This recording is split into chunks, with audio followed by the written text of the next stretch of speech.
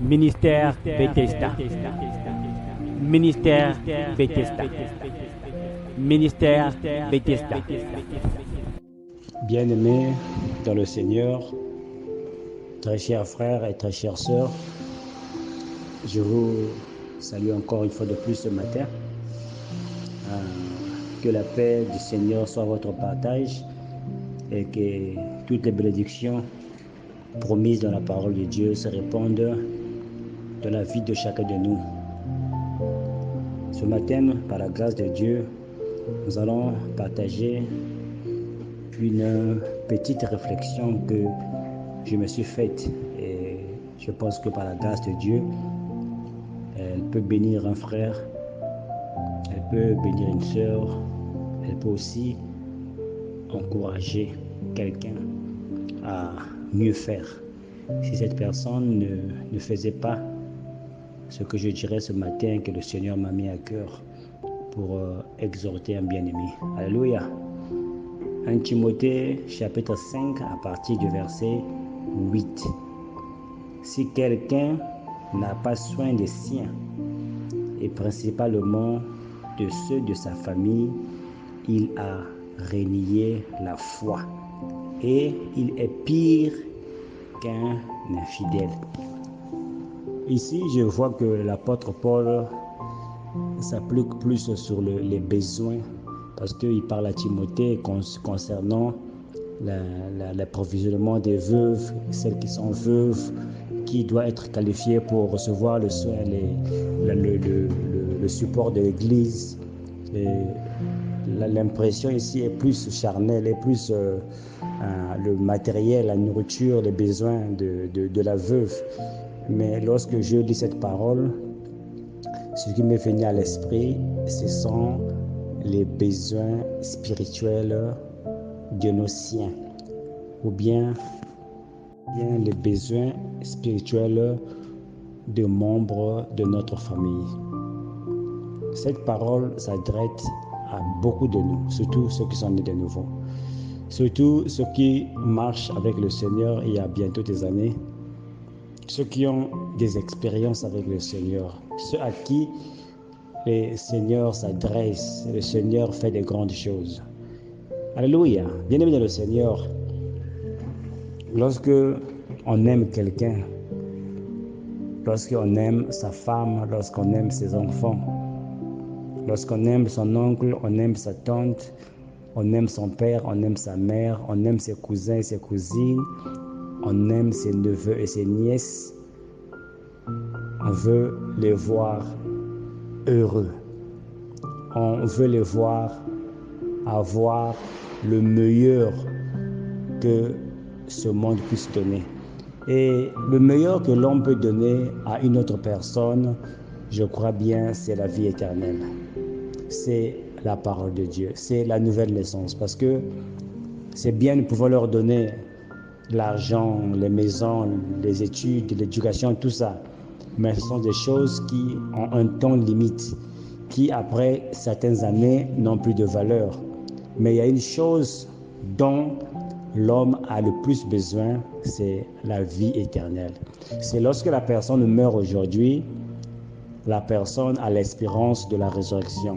La personne meurt avec le gage du salut, qui est le baptême du Saint-Esprit dans nos vies, bien-aimés dans le Seigneur.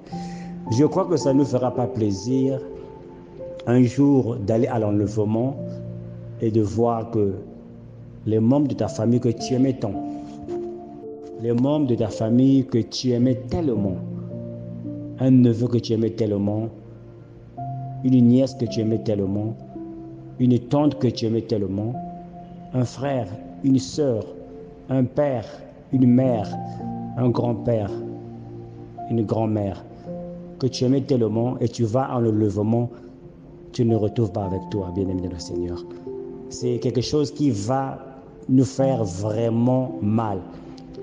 À moins que cela soit de leur choix.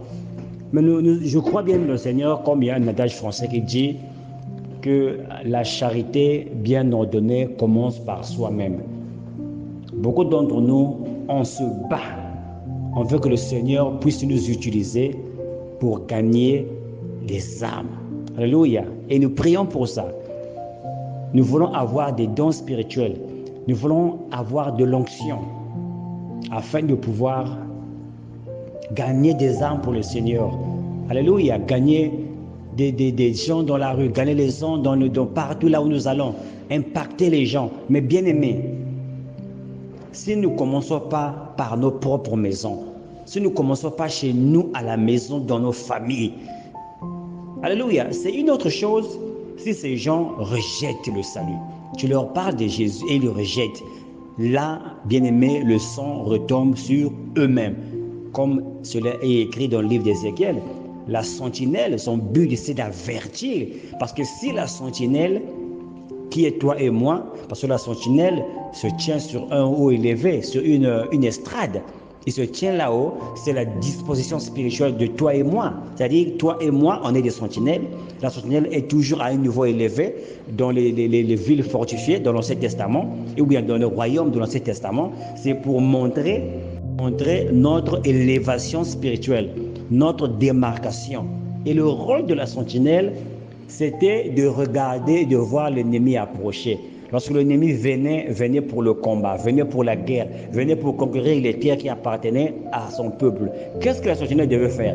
Il devait avertir le peuple, préparer pour le combat. L'ennemi arrive. Donc, lorsque la sentinelle voit l'ennemi arriver et qu'il avertit le peuple, et le peuple ne se prépare pas pour la guerre, le sang retombe sur le peuple eux-mêmes. Parce qu'ils n'ont pas entendu le son de la trompette, ils n'ont pas entendu, bien aimé le Seigneur, la sentinelle sonner la trompette. Alléluia. Et lorsque il leur a dit que l'ennemi arrive, ils sonne la trompette, ils savent la trompette de la parole de Dieu. Tu dis à ton frère, tu leur parles de Jésus-Christ. Tu parles à Jésus à ta mère, tu parles à Jésus à ton père, tu parles à Jésus à ton frère, à ta soeur, aux membres de ta famille, aux siens, à ta famille, bien-aimé de le Seigneur. Et s'ils n'écoutent pas, le sang retombe sur eux-mêmes. Alléluia. Mais si la sentinelle voit le danger arriver, voit l'ennemi arriver, et il ne sonne pas la trompette, le sang retombe sur la sentinelle parce qu'il a vu le danger arriver. Mais il n'a pas averti le peuple afin que le peuple se prépare pour le combat. Nous voulons gagner beaucoup d'âmes à l'extérieur. Mais nous oublions que nous avons des frères et des sœurs, nous avons des enfants qui ne connaissent pas Jésus. La Bible dit que si tu ne prends pas soin des siens, tu es plus qu'un infidèle. Tu es plus qu'un infidèle. Le sang retombera sur toi parce que tu n'as pas sonné la trompette, tu n'as pas prêché la parole, tu n'as pas sonné la trompette. Et si tu sonnes la trompette aux membres de ta famille, si tu les avertis de la seconde venue du Seigneur, Deutéronome chapitre 8, la Bible dit que l'homme ne vivra pas de pain seulement. Donc la parole de Dieu est aussi de nourriture. Si tu travailles pour nourrir ta famille, frères et sœurs, tu dois aussi travailler spirituellement pour nourrir ta famille aussi. Ce sont les soins spirituels que nous devons aussi apporter à nos familles. On n'a pas de réunion de famille, de réunion de prière familiale. Mais on va par-ci par-là prêcher, donner des prophéties. Mais à la maison, c'est le chaos. Les enfants sont des bandits. Les frères et les sœurs sont des bandits. Tu n'auras jamais parlé de Jésus-Christ. Quand tu es avec eux, il n'y a aucun impact. Mais dehors, nous voulons être des bons hommes de Dieu. Nous voulons être des bons servants de Dieu. Bien-aimés de le Seigneur, réveillons-nous.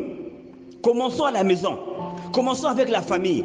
La charité bien ordonnée commence par soi-même. Je crois que ce ne sera pas une joie que tu puisses aller en enlèvement, que tu puisses être sauvé et que tous les membres de ta famille manquent l'enlèvement. Tous les membres de la famille seront frappés par la colère de Dieu qui va frapper cette terre, bien, mon Seigneur. Ça ne sera pas une joie pour nous, bien, mon Seigneur. Ça ne sera pas une joie. Dieu va nous tenir de coupables parce que nous avons vu l'ennemi arriver. Nous avons vu l'ennemi arriver, mais nous n'avons pas sonné la trompette à nos femmes. Nous n'avons pas sonné la trompette à nos enfants. Nous n'avons pas sonné la trompette à nos frères, à nos sœurs, à nos cousins, à nos cousines, à nos pères, à nos mères, à nos grands-pères, à nos grands-mères. Nous n'avons pas sonné la trompette pour les albanaises, pour les avertir. Il y a un danger qui arrive sur la terre. Il y a un danger qui arrive sur la terre. Le sang retombera sur nous. Le sang retombera sur nous, peuple de Dieu. Réveillons-nous. Commençons à la maison. Avertis que le Seigneur revient bientôt.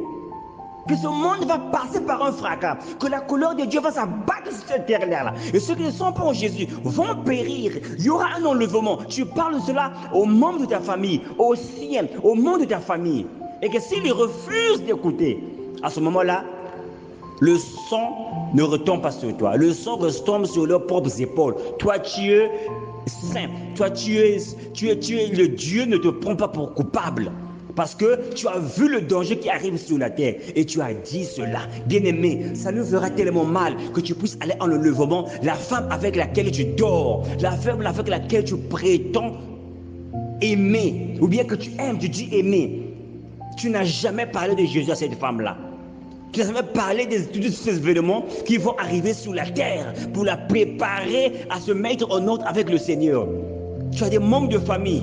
Tu as un frère, tu as une soeur, tu ne leur as jamais parlé du Seigneur Jésus-Christ. Mais toi, tu es un pasteur. Et comment vivent les membres de ta famille? Tu ne leur as jamais parlé. Mais on est là, on prêche aux autres. On prêche aux gens, cette soeur vit mal, ce frère fait mal, vous faites ceci, vous faites cela. Mais le monde de nos familles font la même chose. On ne leur parle même pas de Jésus. Moi, je crois que cela anéantit l'œuvre que nous faisons pour le Seigneur Jésus-Christ. Je crois que cela anéantit notre zèle pour le Seigneur. Même si nous sommes zélés, mais si nous ne commençons pas à la maison, nous ne commençons pas avec nos enfants de leur parler de Jésus. Nous ne commençons pas avec nos femmes, nos maris. Tu as marié un mari qui ne connaît pas le Seigneur, mais tu ne leur as jamais parlé de Jésus-Christ. La Bible dit que tu es pire qu'un infidèle parce que tu ne prends pas soin des siens.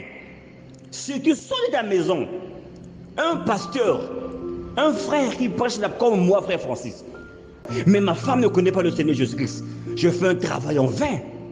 Je fais un travail en vain, bien aimé de le Seigneur. Je fais un travail en vain. Alléluia. Je peux dire que je n'ai même pas d'amour. Peut-être que je veux seulement me faire voir aux gens. Parce que les gens que j'aime, qui sont proches de moi, mon enfant ne connaît pas le Seigneur. Ma fille, mon fils ne connaît pas le Seigneur. Ma femme ne connaît pas le Seigneur. Mes soeurs, mes frères ne connaissent pas le Seigneur. Mes oncles, mes tantes, tout le monde de ma famille, la famille est lointaine, et la famille immédiate, la famille proche ne connaissent pas le Seigneur Jésus-Christ. Mais tu veux aller dans la rue prêcher la parole de Dieu. Tu veux aller ouvrir une église, mettre des chaises et prêcher aux gens. Bien-aimés de le Seigneur, la charité bien ordonnée commence par soi-même. Commençons à la maison, prêchons la parole à nos femmes, prêchons la parole à nos enfants. Bien-aimés de le Seigneur, tu es serviteur de Dieu, tu prêches par-ci par-là, tu es invité, mais ta femme ne connaît pas le Seigneur. Tes enfants ne connaissent pas le Seigneur. Tes soeurs, tes frères ne connaissent pas le Seigneur. Si tu leur as parlé du Seigneur Jésus-Christ, comme je vous ai dit auparavant, et ils refusent d'écouter. À ce moment-là, devant le Seigneur, nous sommes innocents. Le sang retombe sur eux-mêmes. Mais on ne dit absolument rien à ces gens-là, surtout ta femme, surtout tes enfants. Ils ne connaissent même pas le Seigneur. Mais toi, tu es pasteur, mais toi, tu es évangéliste, toi, tu es docteur, toi, tu es ceci, tu es cela, tu impactes les gens, tu changes des vies. Tu changes des vies à l'extérieur, mais la vie dans ta maison n'est même pas changée. La vie de ta femme, la vie de mari n'a pas changé. La vie des enfants n'a pas changé. Tu n'auras jamais parlé. Tu leur demandes, tu connais Jésus? Ils ne connaissent personne. Ils ne connaissent même pas un verset. Ils ne connaissent même aucune écriture. Ils ne connaissent même pas qu'il y a une Bible. Mais le frère était un pasteur. La sœur est une servante de Dieu, le frère est une servante de Dieu. Bien-aimés, nous faisons un travail en vain. L'apôtre Paul dit, si quelqu'un n'a pas soin des siens, si tu ne prends pas soin, tu ne leur parles pas de la parole de Dieu, tu ne les évangélises pas, s'ils le refusaient, ce n'est pas un problème. Tu leur as parlé de Dieu, tu as sémence, on a une sémence. Et surtout ceux de sa famille, il a renié la foi, il est pire qu'un infidèle, bien-aimé Seigneur. Nous avons combien d'infidèles aujourd'hui? Un frère qui se croit chrétien, mais devant Dieu c'est un infidèle, parce qu'il ne prend pas soin de sa famille. Ministère Bethesda. Ministère Bethesda. Ministère Bethesda.